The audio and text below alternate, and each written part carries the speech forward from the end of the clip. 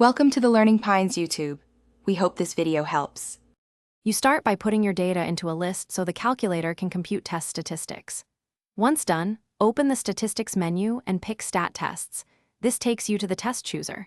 Make sure you know whether you have raw data or summary statistics because you'll pick the correct input method.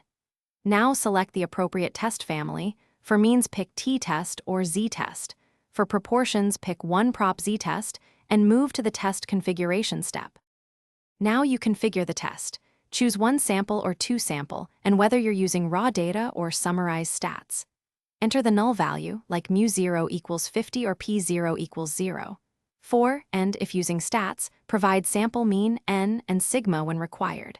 Select the alternative hypothesis, not equal, less than, or greater than, because that determines whether the p-value is two-tailed or one-tailed. After verifying input, the output shows the test statistic and, crucially, the p-value labeled p.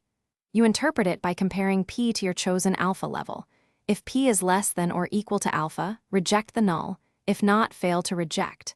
Make sure you report the exact p-value and round appropriately. For example, p equals 0. 0.32. If you don't see a p-value, check that you use the correct test type, that list names match, and that sample sizes are greater than 1. Mismatches prevent calculations.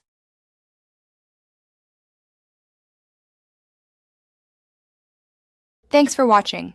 Consider subscribing if we helped you.